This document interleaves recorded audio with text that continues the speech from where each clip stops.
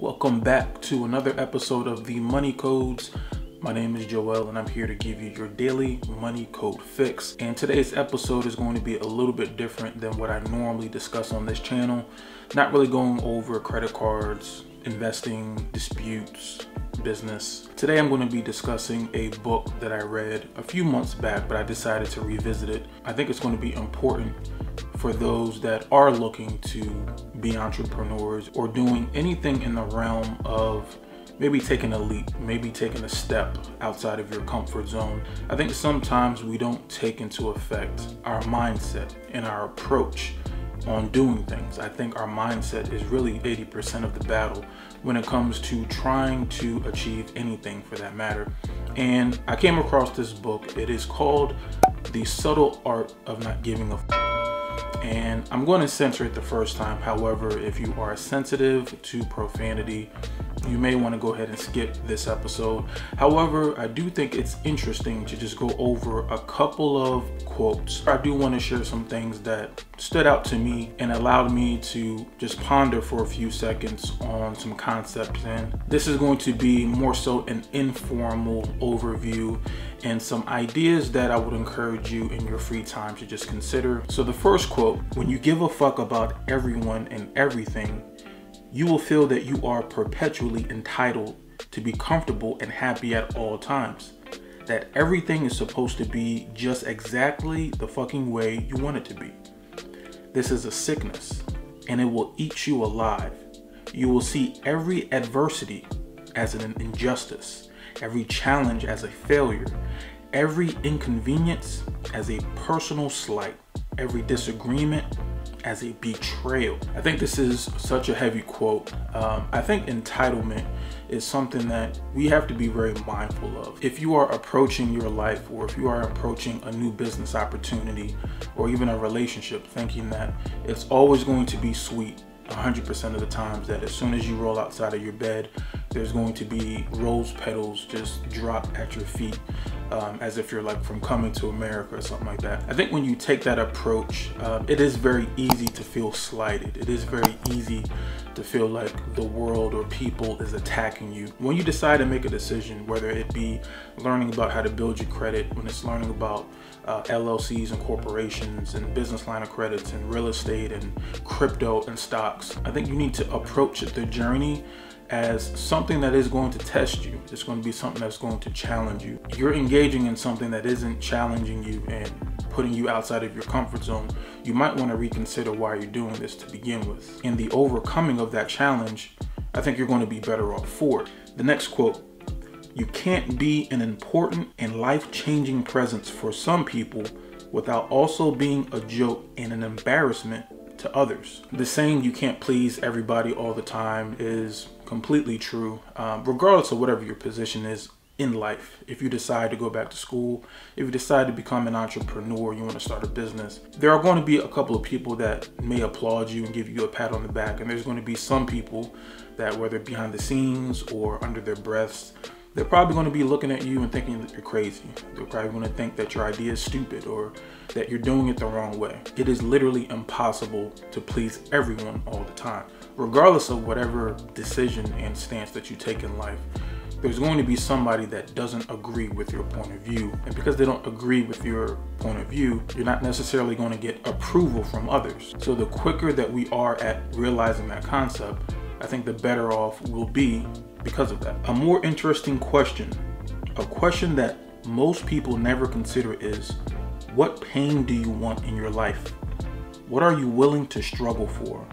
Because that seems to be a greater determinant of how our lives turn out. This quote was pretty interesting because when you ask someone, like, what do you want out of life? What do you want to be? What do you want to accomplish? What do you want your life to be like? Most people say, I want to be happy, I want to be wealthy, I want to be married, I want to have 2.5 children, the white picket fence. Usually everyone has something along the lines of that. However, I think the better question is, what pain are you willing to go through? And what are you willing to struggle for? Because when you want to get that dream house, there's going to be headaches that come along with that. When you want a big family and the picket fence, there's going to be headaches that come along with that. Nothing that we experience in this life is going to be just completely without trouble or without headaches or without issues. So if you want to become an entrepreneur, understand that there are going to be some nights where you're not going to get a lot of sleep. Your phone may be ringing off the hook with clients or employees having problems that you need to solve, but that comes with the territory of being a business owner, being an entrepreneur. So I think there is a lot of value at looking at things in its totality.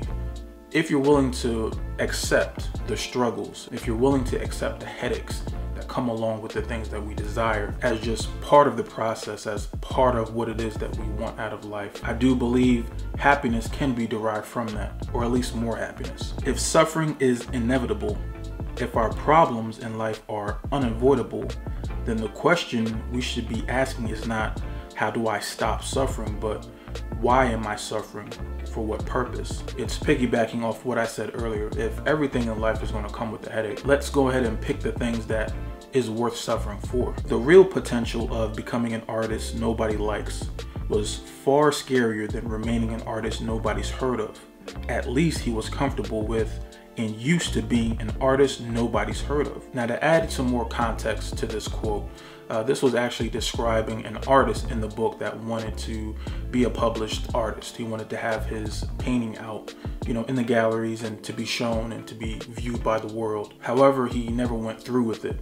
And it's this concept that we have in our lives that, is it better to be an artist who paints things just to keep it inside of our own home so that we don't have to hear potential people saying that they don't like what we're doing and it may hurt our ego, or maybe we try to take this step in our life and maybe we don't succeed at it, maybe we fail. So instead of going through the embarrassment of failing or going through the embarrassment of having a failed product or badly reviewed product, let's just not do it at all. Let's just keep our hidden talents a secret. I think this goes back to the earlier quote of realizing that not everyone is going to be accepting of you or accepting of your beliefs or your thoughts or your dreams. And I don't think it benefits you and I to shrink ourselves or to not give our talents and not showcase our talents because we have a thought that somebody may not approve of it or think that it's great. So we kind of hide ourselves from the world. You have a passion for something. If you have something in your heart that you want to express or you want to do, and it may be risky or it may be frowned upon, if it's something that's going to make you feel happy, I say go ahead and do it. There's a kind of self-absorption that comes with fear based on irrational certainty. When you assume that your plane is the one that's going to crash, or that your project idea is the stupid one everyone is going to laugh at, or that you're the one everyone is going to choose to mock or ignore, you're implicitly telling yourself, I'm the exception. I'm unlike everyone else. I'm different and special. This is narcissism, pure and simple. I thought this was an awesome quote because I think when we think of narcissists or narcissism in general, we kind of think of somebody that wants the spotlight on them, that they're flexing, they're show-offs, they want everything to be about them, they're egomaniacal, they want everyone to worship them in some way, shape, or form. However, the inverse is also true as well. If you believe that the entire world, or if you believe that your peers, or if you believe that the marketplace, or if you think that everyone is out to get you or is out to single-handedly look at you and make you the target or the victim, that is also another version of narcissism. It's a perspective that is very self-centered, that we are the center of the universe, when in actuality we are all just blips on the radar. And finally, this acceptance of my death, this understanding of my own fragility has made everything easier, untangling my addictions, identifying and confronting my own entitlement, accepting responsibility for my own problems, suffering through my fears and uncertainties, accepting my failures and embracing rejections. It has all been made lighter by the thought of my own death. The more I peer into the darkness, the brighter life gets, the quieter the world becomes, and the less unconscious resistance I feel to, well, anything. When you read this, you might think it's kind of morbid, but I think there is a sobering perspective to realizing that in 100, 150 years from now, we're all not going to be here. There'll be a new generation dealing with the problems of the world, dealing with politics, dealing with the economy. You and I won't be here. So the problems that we're dealing with today, the headaches that we think are just life-changing and earth-shattering, they're not really going to mean anything in the grand scheme of things. And if that is the case, why are we spending so much time making ourselves miserable and obsessing over things that in the long term really aren't going to matter at all? So those are just a few takeaways of the book, The Subtle Art of Not Giving a Fuck. I did enjoy it a lot. This was actually the second time I went back through it. There are some more gems in there that I think are worth the read. However, if this is the only exposure that you get out of the book, I think there are a couple of items in this video that you might want to think about and see how it applies to your life.